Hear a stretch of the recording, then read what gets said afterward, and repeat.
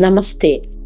അഥർവവേദത്തിലെ 1-ാം ഖണ്ഡത്തിലെ 4-ാം അനുവാകമാണ് ഇന്ന് നാം മനസ്സിലാക്കാൻ ശ്രമിക്കുന്നത്. ഇതിൽ 17, 18, 19, 20, 21 എന്നീ 5 സൂക്തങ്ങളുണ്ട്.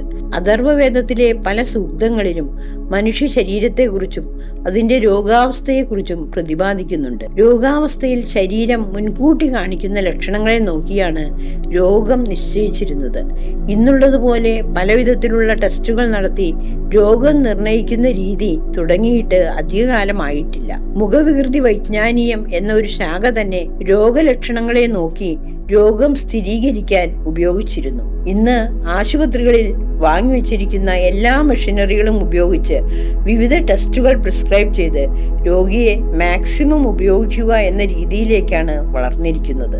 ആയുർവേദത്തിലെ പരമ്പരാഗത അറിവ് ഇപ്പോഴും പൂർണ്ണമായി പര്യവേക്ഷണം ചെയ്യപ്പെട്ടിട്ടില്ല. ഗവേഷണത്തിലൂടെ ആയുർവേദം കൂടുതൽ ശക്തിപ്പെടുത്തേണ്ടതുണ്ടെന്ന് ബോധ്യമായിട്ടുണ്ട്. ആയുർവേദ മരുന്നുകളുടെ ഫലസിദ്ധിക്ക് തെളിവില്ലെന്ന രാജ്യാന്തര മരുന്ന് കമ്പനികളുടെ ആക്ഷേപത്തിന് മറുപടിയായി 300 കോടിയോളം ചെലവഴിച്ച് ഒരു ഗവേഷണ കേന്ദ്രം കേരളത്തിൽ 2019 സ്ഥാപിച്ചിട്ടുണ്ട്.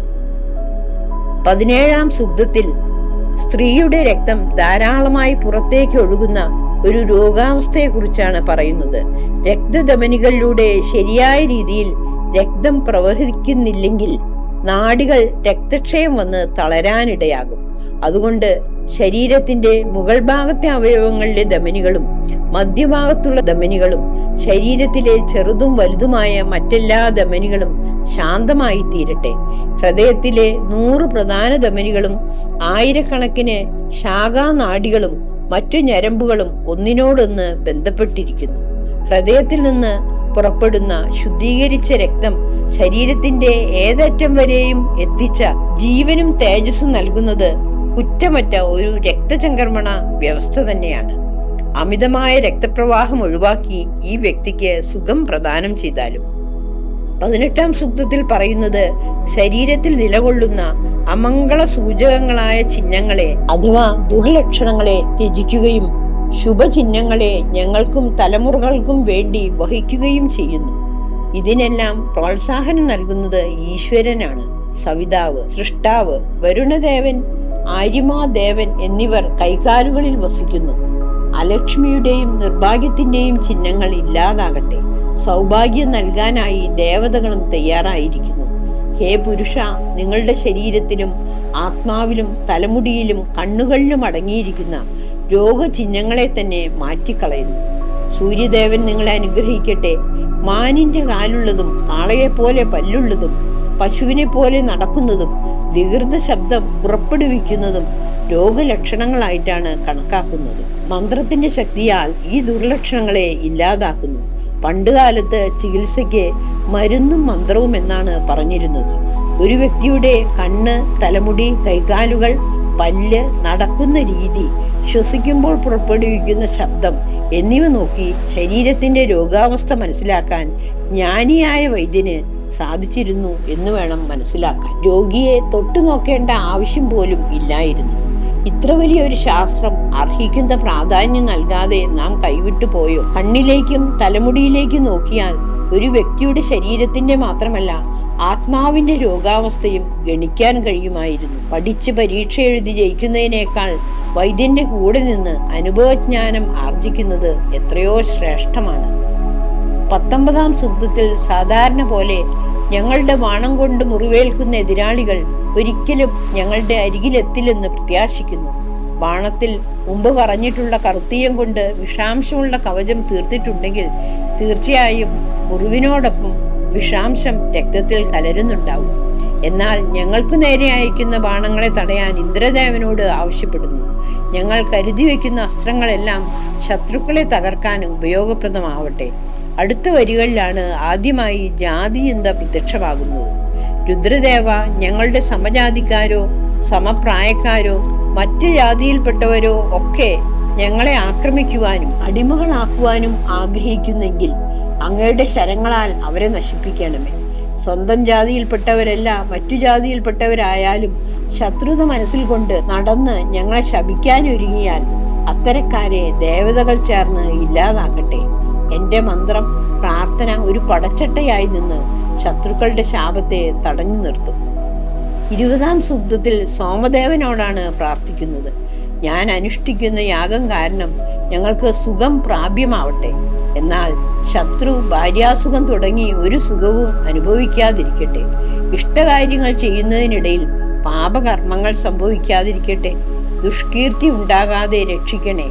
ശാസകനും രക്ഷകനുമായ ഇന്ദ്രദേവന് ഒരു കാലത്തും പരാജയം സംഭവിച്ചിട്ടില്ല. അതുകൊണ്ട് തന്നെ അങ്ങയുടെ മിത്രങ്ങളായവർക്കും ഒരിക്കലും പരാജയം സംഭവിക്കുന്നില്ല. 21-ാം സൂക്തത്തിൽ അവിനാശിയും പ്രകാശം ചൊരിയുന്നവനും ഫലങ്ങളും മംഗളങ്ങളും പ്രദാനം ചെയ്യുന്നവനും പ്രജകളുടെ സ്വാമിയുമായിട്ടാണ് ഇന്ദ്രദേവനെ അഭയം പ്രാപിക്കുന്നത്. വൃതൻ എന്ന മേഘത്തെ മഴയ്ക്കായി പ്രഹരിക്കുന്നത് ഇന്ദ്രദേവനാണ് എന്നാണ് വിവക്ഷിക്കുന്നത്. ശത്രുവിനെ നശിപ്പിക്കുന്നവനും സർവരക്ഷകനുമായ ഇന്ദ്രനെ യുദ്ധത്തിൽ തങ്ങളുടെ നായകനാക്കാൻ ക്ഷണിക്കുകയാണ്. ശത്രുക്കളെ നശിപ്പിക്കുക, അവരുടെ താടിയേല് തകർത്ത് അവരുടെ ദേഷ്യത്തെയും ഉത്സാഹത്തെയും ഇല്ലാതാക്കിയാൽ അവർ പിന്നെ ഞങ്ങളെ ഉപദ്രവിക്കില്ല. ശത്രുക്കളെ കൊല്ലാൻ മാത്രമല്ല അവരുടെ ആയുധങ്ങളെയൊക്കെയും ഇല്ലാതാക്കപ്പെടട്ടെ എന്നാണ് അപേക്ഷിക്കുന്നത്. മനുഷ്യനെ ധർമ്മമാർഗത്തിൽ പ്രവർത്തിപ്പിക്കുകയും അധർമ്മ മാർഗത്തിൽ നിന്ന് മാറ്റി നടത്തിക്കുകയുമാണ് വേദങ്ങളുടെ ആത്യന്തികമായ ലക്ഷ്യം. എപ്പോൾ ധർമ്മമാർഗത്തിൽ നിന്ന് തെറ്റിപ്പോകുന്നുവോ അപ്പോൾ അവനവനും ചുറ്റുമുള്ളവർക്കും പ്രപഞ്ചത്തിന് തന്നെയും ദുഃഖ ദുരിതങ്ങൾ വന്നു ഭവിക്കുന്നു. വീണ്ടും എനിക്ക് എവിടെയാണ് മാർഗഭ്രംശം സംഭവിച്ചത് എന്ന് എന്നിലേക്ക് തന്നെ തിരിഞ്ഞു നോക്കുന്നു. എനിക്ക് കാണാൻ പറ്റാത്തവയെ മനസ്സിലാക്കി തരാൻ എന്നെ സൃഷ്ടിച്ച ഈശ്വരനോട് തന്നെ ചോദിക്കുന്നു. ദ്വൈതം എന്നാണ് വേദത്തിന്റെ പൊരുൾ. ദൈവം ഏകനാണ്.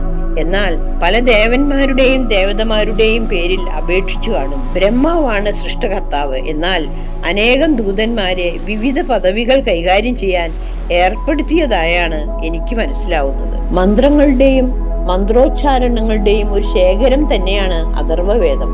മന്ത്രം എന്നാൽ ആവർത്തിച്ചു ചൊല്ലുന്ന പ്രാർത്ഥനകളാണ്. സ്വന്തം രക്ഷയ്ക്കും ആപത്തുകളിൽ നിന്ന് മോചിപ്പിക്കുന്നതിനുമുള്ള നിരന്തര പ്രാർത്ഥനകൾ. നമ്മേക്കാൾ ശക്തനായ, സർവവും നിയന്ത്രിക്കുന്ന, സർവജ്ഞാനിയായ ഈശ്വരനോട് ഉണർത്തുകയാണ്. മനുഷ്യബുദ്ധിക്കും കഴിവിനും ജ്ഞാനത്തിനും പരിധികളുണ്ട്. മനുഷ്യൻ നിവർന്നു നിന്നാൽ ഒരു ശ്വാസമത്രേ. ആ ശ്വാസം തിരിച്ചെടുക്കുന്ന നിമിഷം വരെയുള്ളൂ മനുഷ്യന്റെ ഏത് കഴിവും ജ്ഞാനവും.